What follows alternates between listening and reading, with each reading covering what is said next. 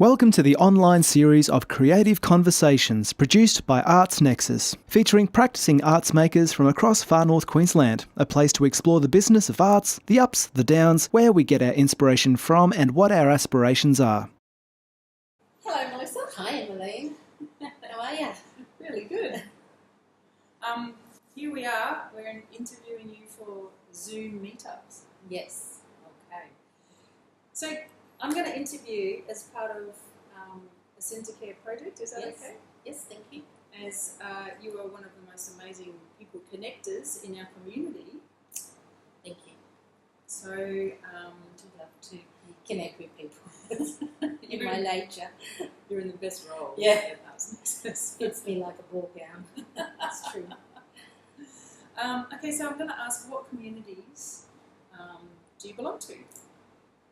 Well, I have personally been part of the arts and cultural communities for about 35 years, pretty well my entire life. Even when I go and get a real job, I still seem to stay connected.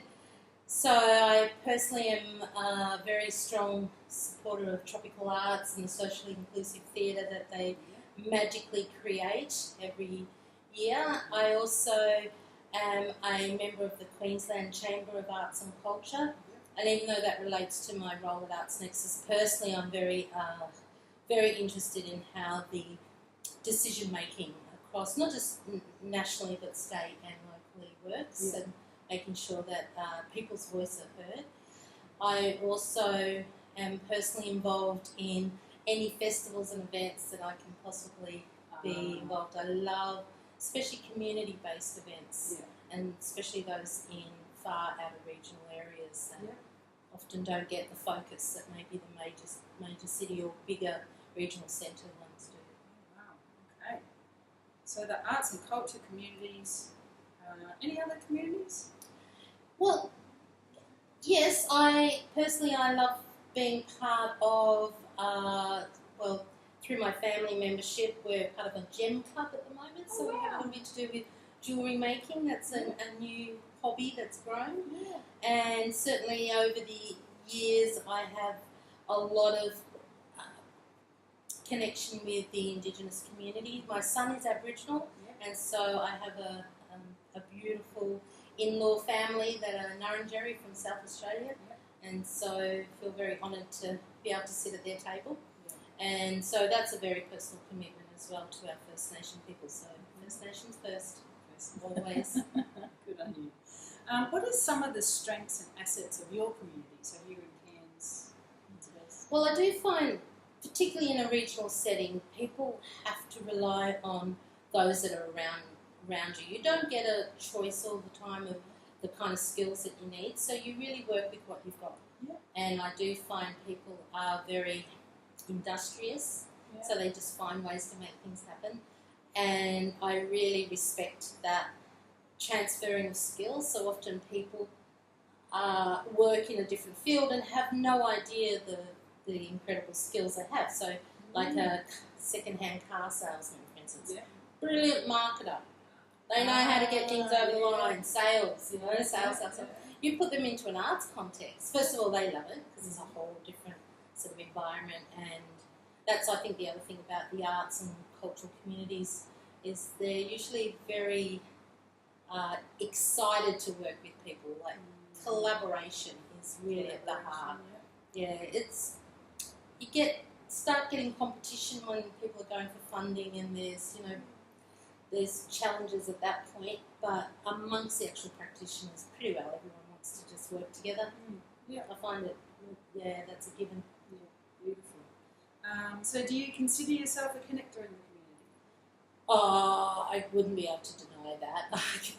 I mean, it happens at the service station, in the line at the shopping centre, and most unusual circumstances where I just see that person should meet that person, and then they usually go off and they've forgotten who introduced them in the first place, but you just know.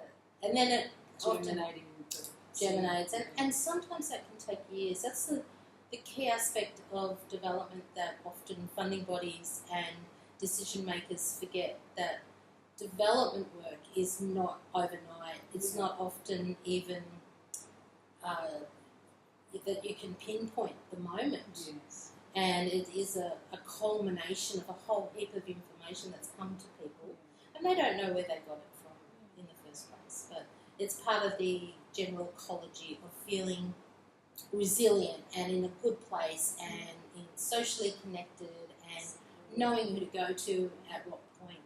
Doesn't mean you have to be with them the whole way, but yeah. So having been now based in Cairns and Far North Queensland for 14, 15 years, I've started to just now finally seeing some real payoffs. It takes that long, it really does. Yeah. Okay. Is there any other groups or networks that you belong to? What are your assets of your head? Ooh. So things you know about.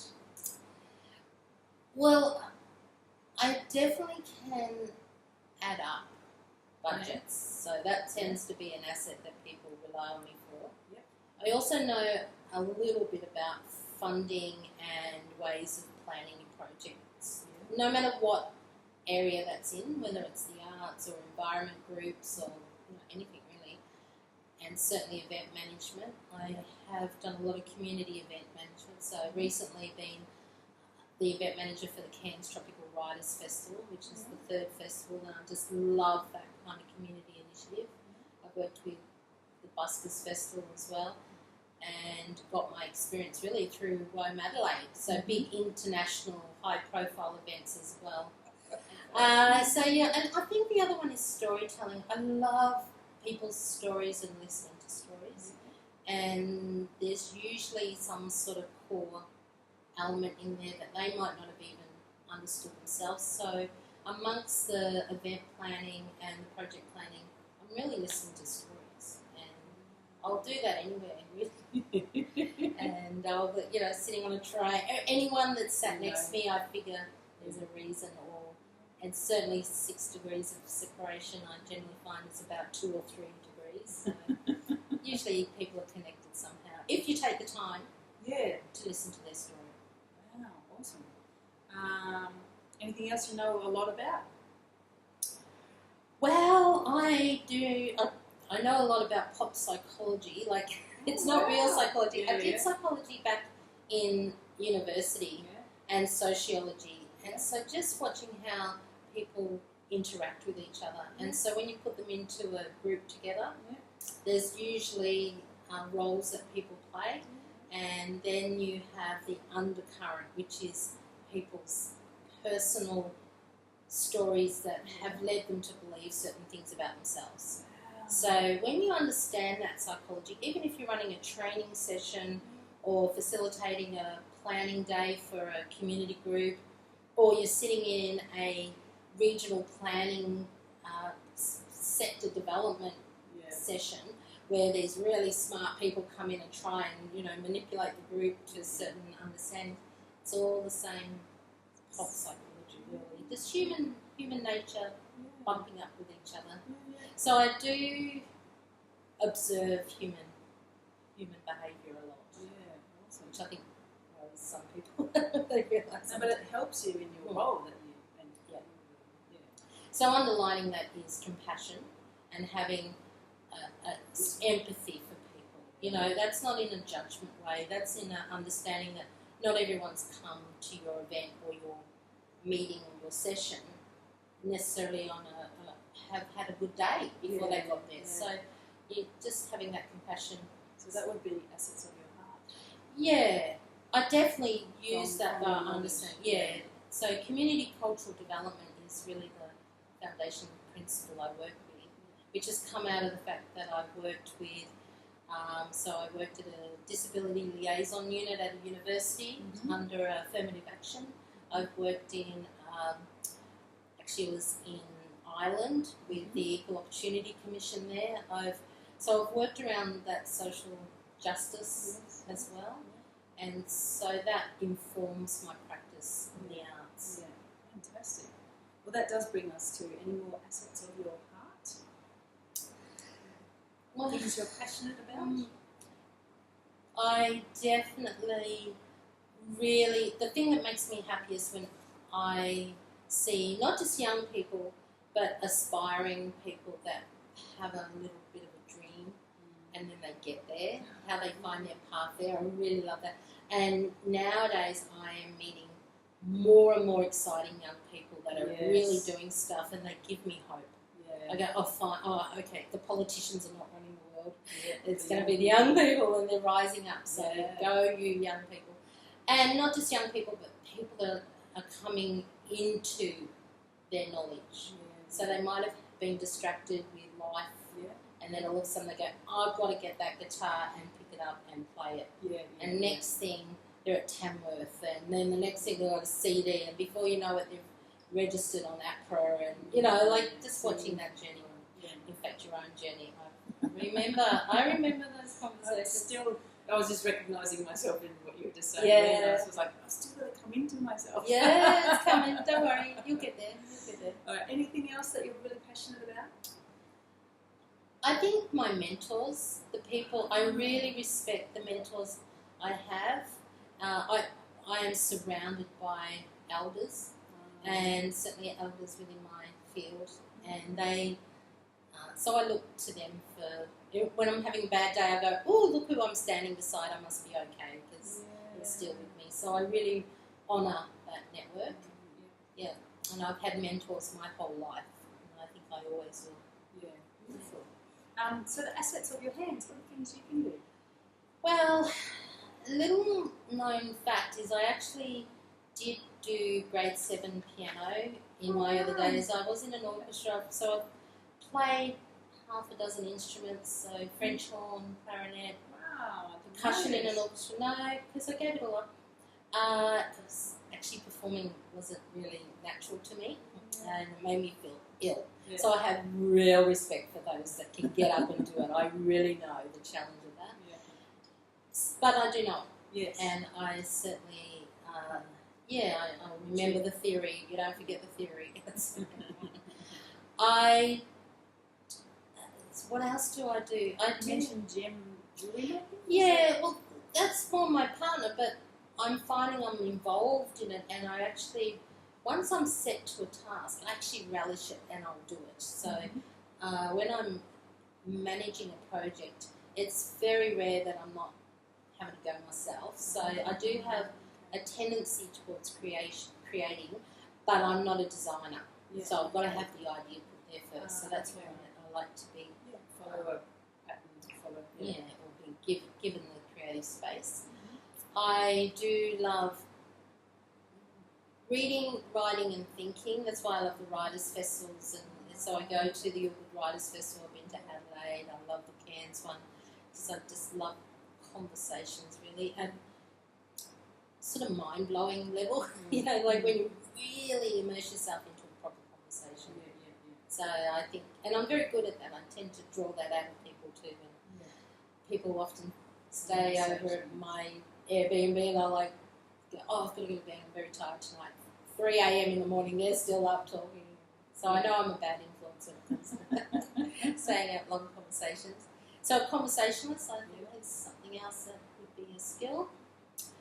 And I do tend to, I can cook Cook up a storm. Oh, and I'll feed a mob. So feed a mob. I can cook to feed a mob and muffins. Muffins are my thing. I can whip up a muffin. I'm a bit renowned for creating dessert from cardboard and chocolate. Really. That's what I say at home. Beautiful. So definitely a cook. Fantastic. Okay, so what excites you enough to take action in your community or neighbourhood? Well, this is a big question for me at the moment because I'm currently doing the Australia Council Arts Leaders Program. And they have been challenging me about this at every level, and things that I didn't even know that I really would be capable of. But they ask the question, what keeps you up at night? You know, what is that drive? And I have to ask myself too, as not someone with an actual arts practice, but managing arts. So I'm surrounded by a lot of people that's clear about what they do. I'm a musician, I paint, I write, or whatever. So what do I do? Yeah, and so I do I have come to understand that my role is facilitating and enabling, Yes. and therefore I'm often not necessarily acknowledged through that because it's the person I'm enabling or the group that gets the tick or whatever. So I've only just really, in the last couple of years, started to acknowledge all those projects that I do through the time. Yeah, realising. So, like, for instance, at the moment, I'm stage managing for Tropical Arts. Yeah. Well, I'm not a stage manager. So how did I get that role? Well, they needed somebody, and I went, okay, I'll do it. So I'm job sharing that with Velvet, and now we have Jay, and so we're multiplying. So first of all, I'm a good recruiter, so don't stand still. Good recruiter. Beside me. People cross the road when they see me coming there. That's all right. I'll find someone else, you know. And so I also get the nickname Plugger. I tend to just plug gaps, you know, if there's something, and troubleshooting. So that's, I suppose, the creative aspect of the project management I do. And that is, again, the community cultural development approach. You get presented what you've got in front of you, and you work out what's needed within that. And I also relish limitations. Yeah, people find that they, you know, disempowering, but I actually find once I know what the boundaries are, what the limitations are, and to work within that, then that empowers me to get on with the job. Oh, fantastic. That would be my passion, I think, is enabling. Enabling and facilitating. And I have no problems with that. I have no aspirations to, you know, no secret aspirations to get up and do it myself. I actually just love being around it. Fantastic. And that's what you take action all the time when you see, oh, someone needs this, you're going to do it. Okay, good on you. What do you think makes a welcoming community? Oh, well, this I do know through the work I've done through the post-disaster recovery stuff, as well as some of the other arts and health stuff that we do with the allied health services. Social connectivity is key to everything. First of all, to feeling that you belong. And so you can be the loneliest person in the middle of New York City with a million people around you if no one knows your name. So for people that can socially connect in an environment that is safe without judgment. And so a lot of the creative conversations that I've been setting up lately, have been about people coming in, not really knowing what they're there for, but as soon as people connect and say hello, that breaks it down. Before you know it, they're having a conversation. Then they find common ground at that point. A lot of people try to get people together under common ground in the first place, and then that excludes people. So by setting up a space that is just generally inclusive, and you've got to set some ground rules to do that. It's not just like everyone and anyone. You still have to come in to the space and understand. So setting up socially inclusive spaces is definitely about safety, cultural awareness, empathy, having an out for people. So if someone isn't coping, what do you do then? You still can't exclude them, but they can't also interrupt other people's experience. So there's a little bit of management, safety nets, making sure there's enough people in the room to support that. I think the other thing about what was the key word you used there? A welcoming community. Welcoming community. Social connectivity, and you know how to actually do that to create those spaces. Yeah, well, it doesn't mean you get it right all the time either. I think that's the thing I've learnt from my Indigenous friends and family is that if you don't get it right, it's having that emotional maturity to be able to come back and go, hey, I got that wrong. How do I get that right? And so you don't always get it right, but it's how you come back from that. And I think that's modelling.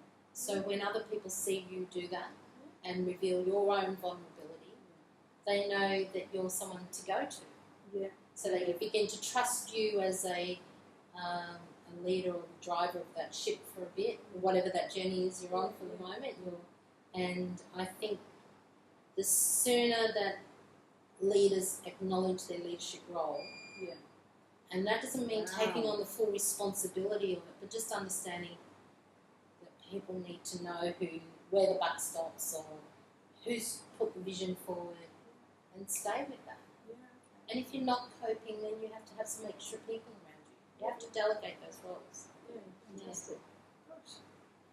Well of awesome information. I don't know, it's I just think life. Yes, Learn it the hard you're going to way. be integral to this community development project. I'm going to be going, oh, this is the one that's going to, she's got all the knowledge. Yeah. All right, can you tell us a story about the time when your neighbours or your community came together to make things better? Which story?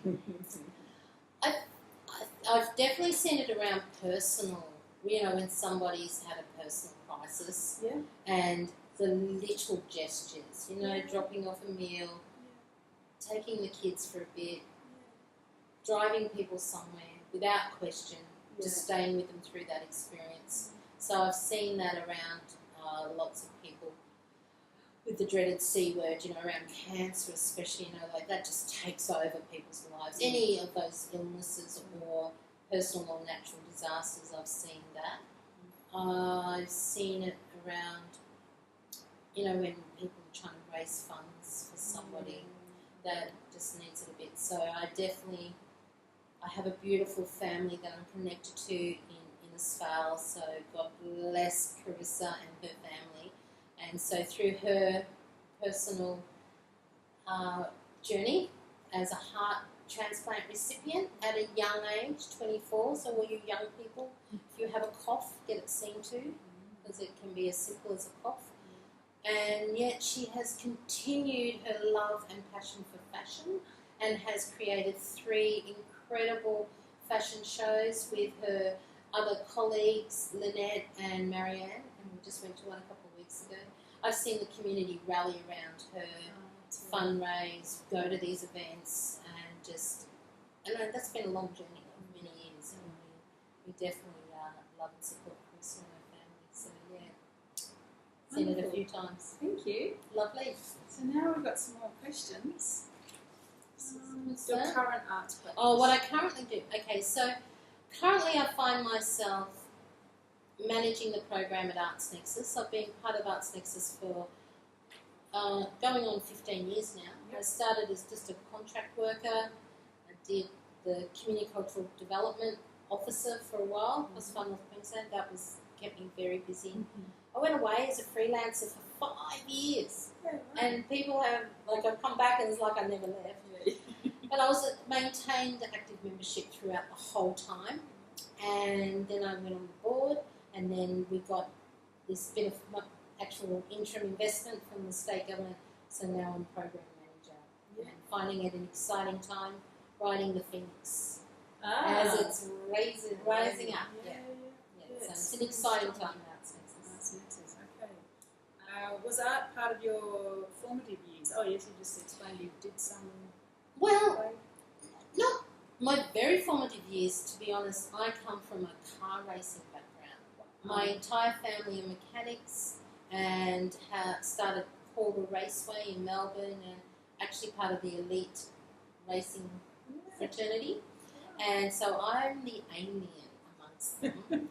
And just note that, everybody, arts people aren't from another planet. We live among you. You never know which child is going to pop up as an arts one.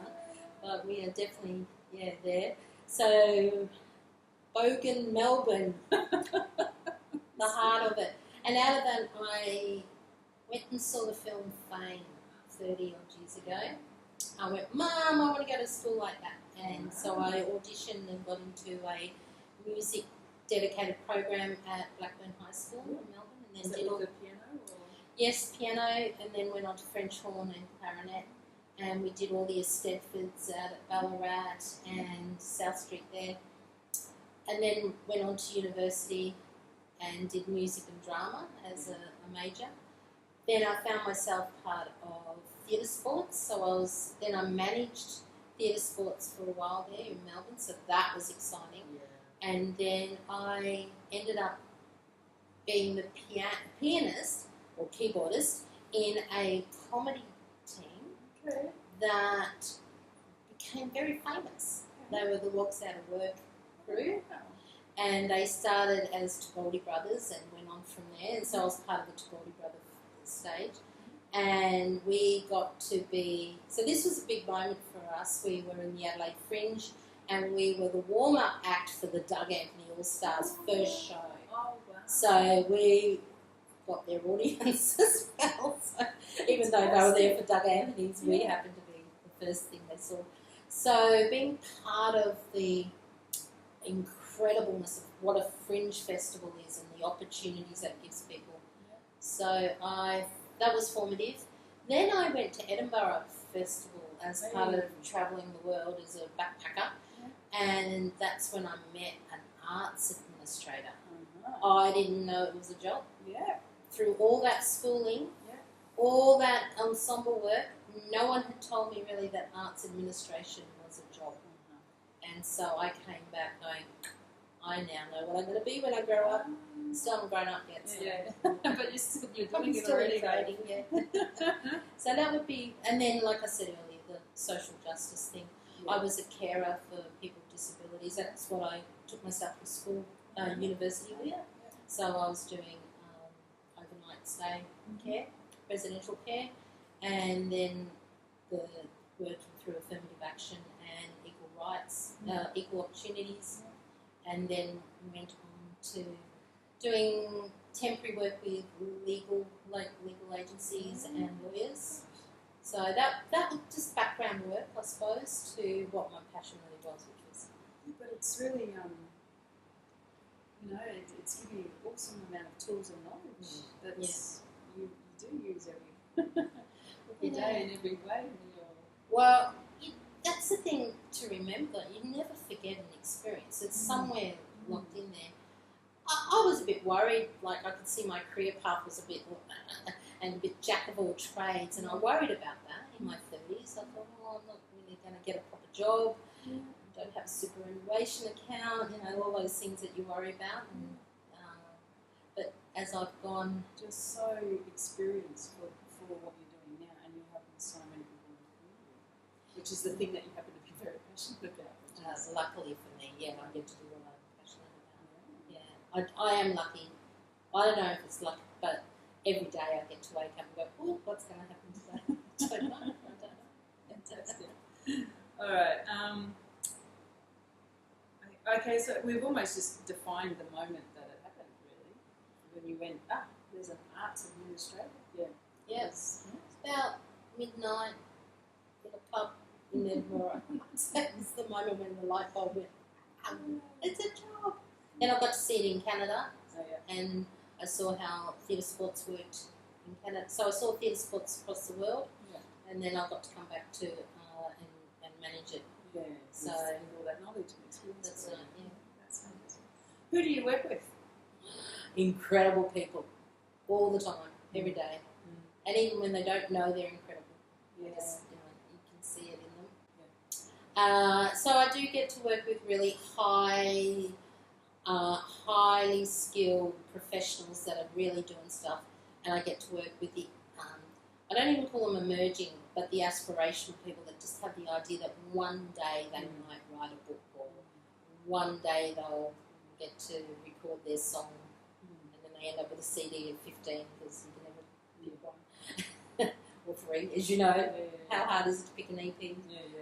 So that's my favourite thing, is working with creatives of any art form. Fantastic.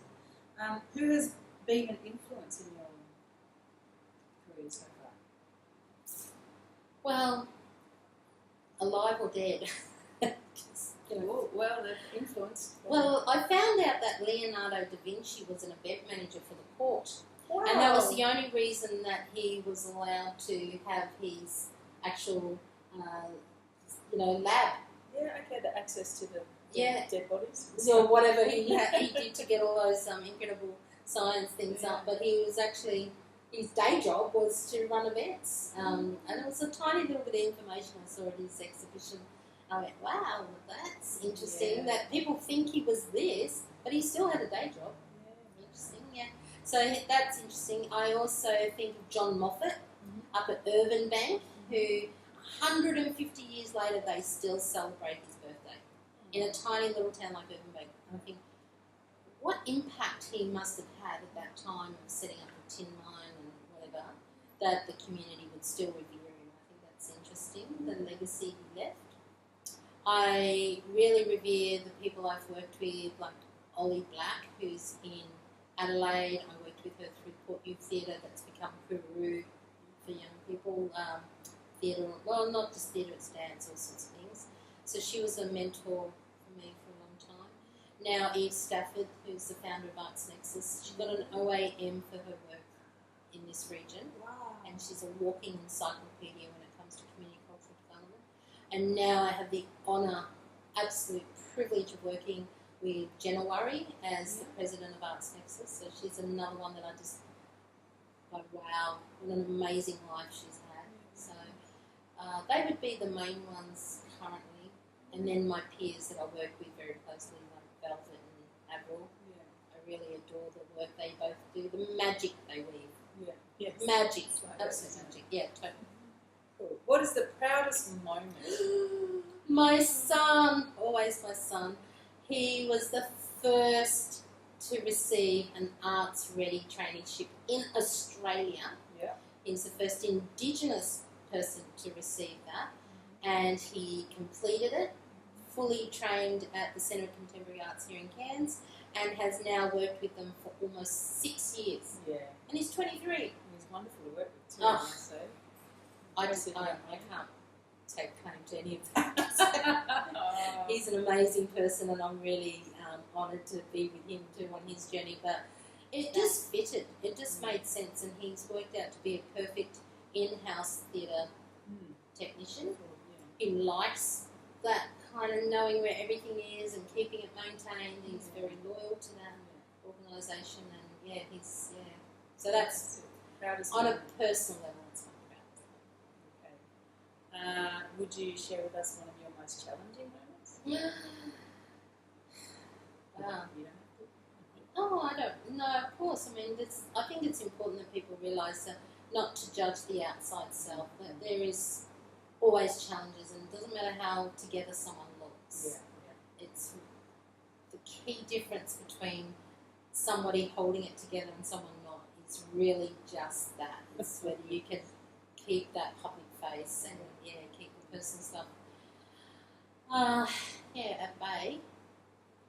I would say recently we put forward a really big cross-regional program that we put in a tender for, and it was based on a lot of previous knowledge and relationships that I had taken a bit for granted, possibly because it's been over many years I worked with some people, but recently without funding we hadn't, so I probably took that for granted, and then that was we didn't get to go forward with that, and that was on a personal level really challenging because of that assumption you make around longevity of relationships. So, and still just fixing that up now and cleaning up the mess around that, and I still feel that that's a shame that Arts Nexus didn't get to take that regional contract forward. And it felt personal, and that was my challenge, was not to take it personal, to step out of that and just go, not just about me. There was a whole group of people involved in putting that proposal together. I mean, I drove it, so that's where. But you get over it and you keep on going, and we're still open for business, and they haven't run me out of town yet. So. It's all good. It's good. And I'm sitting beside Emmaline. No, my God. Fantastic. All is okay. So, how do you sustain yourself? How do you sustain yourself through all of this? Yeah, well, I definitely take time out. Like, people assume I'm really busy because I do go everywhere at all times. So, say for instance, I'm going up to Herberton for a meeting with one of our members at the moment who's based up there. Well, I'll make sure I stop off and have half a day off on the way. Yeah. I don't make it all about work. Yeah. So there are times when I might be very busy at a meeting, but really I'm getting my toast on. You've got to maintain your professional life, but you must nurture your personal life as well. So, and making sure I spend time with my partner and my family, whenever I can, and my social family as well, my network. That's important to maintain. And I do any job it takes. So I've just been a social media campaigner for the last 3.5 years, and that was an awesome job for a whole different sector. And I just did their Facebook, Twitter, newsletters and content management of that. So that was an incredible experience, paid the bills and allowed me time to be able to build up the Arts Nexus profile and get us back on track. I mean, I'm caretaking Airbnb. I do anything that it takes to get a job that I really love and not get a real job. Yeah. I do not want to walk into an office again, 9 to 5. I can't do that. That's not my nature. So. Do you know what the future holds for you? Travel. I'm about to go see some stuff and how people do other things. So I've been working my way towards that. Just did New Zealand this year. I love New Zealand. What a beautiful place. Beautiful people come from there. And then, but we'll be heading off seeing... I really love organic celebrations of community. Yeah. They're often around religious and milestone events, but I want to see really how that works. I don't think we get that right in Australia. Milestone celebrations? No, just the way that with organic celebrations, I see what I call a lot of sushi train experiences where it just kind of goes past you and you take a bit what you want. So even festivals, I find that audience are really passive and just sit back and go, entertain me, and then go home. Okay. They trash the joint, then they'll complain, and then they'll come back for more next year, but they're really just sitting there and just taking it. Whereas when you see events in other places where it's more organic and naturally part of their everyday, it's the line that's blurred between the participants and the performers, and you're just all in it. Yeah. So if you think about things like street parades, where in Australia we rope you off and it just goes past you like a sushi train, and you go, oh, I like that, oh, I don't like that, it's quite passive. Yes. Whereas in some places it's just... Like New Orleans and Brazil, everyone just... That's it. Yeah. It's all blended. And It's funny, so Wallaby Creek Festival, one of my favourite ever festivals. Yeah. Incredible community behind that. That felt amazing. Like, to me, when you were talking about that, I must share with you. So there was Vaudeville Smash, an amazing band from Melbourne, and I spoke with the singer, the lead singer. And my son, who's 18, adores this band. So does Razzie, who's 20, and I do too. And I'm not going to say See? and I'm twice their age. And so I said something like, thank you for coming. And he was like, you don't realise, we have to thank you. You do not realise how awesome it is for us for the band to play here. And I said, what do you mean? He said, there's something from Townsville up. So there's something about North Queensland. He said, you audiences just go for it.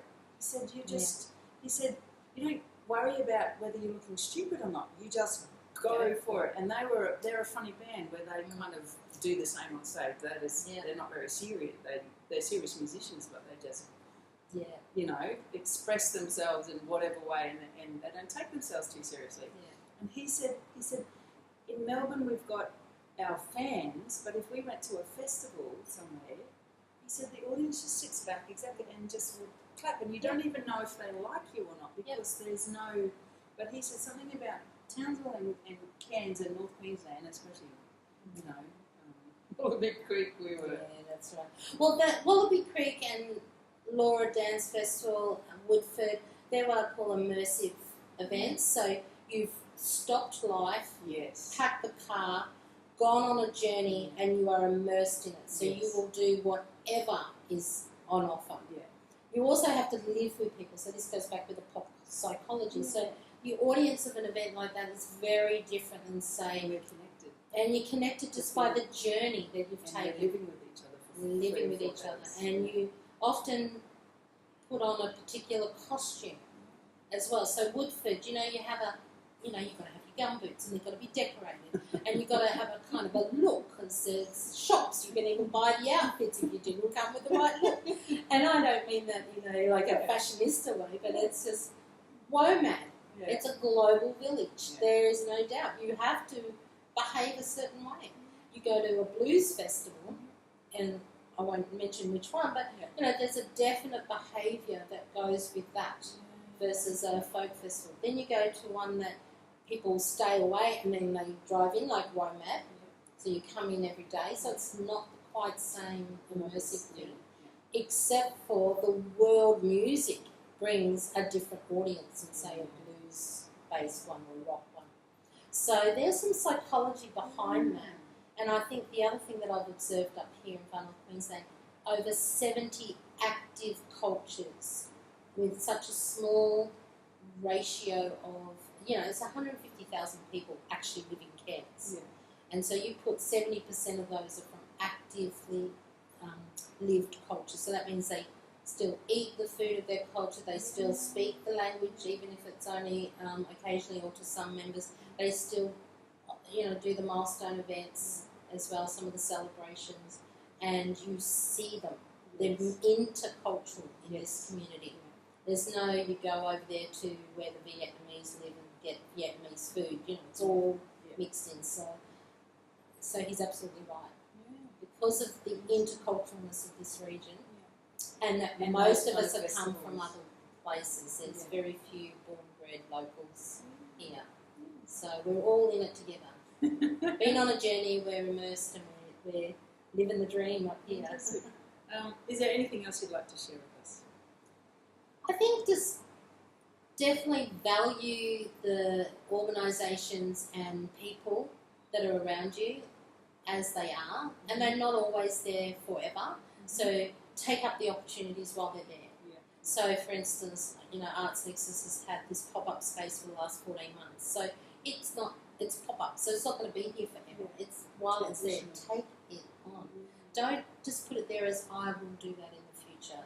Do it in the now. That would be my key message. And say yes. Okay. Just say yes. Yeah. Someone says there's a show on, go, okay, I'll do that. Even if you don't think you'll like it, just go for to support that person doing it. And I think that this is something, particularly in the regions, that people have to remember, that it does take a community to support people's dreams, and they might not be your dream, it might not even be something you like, just support that person for the sake of it. And you will never see me walk out of something unless I find it offensive and just rude, just at the heart level. But I've never really experienced that. Yeah. So I think that's the two things: say yes and do in the now. Do it in the now. Don't put it off. Fantastic. No point. Good job. Yeah. Thank you. Thank you. Arts Nexus is a capacity building agency working to grow creative people, communities and industries across Far North Queensland. Find us at artsnexus.com.au, like our Facebook page, follow us on Twitter and share your thoughts.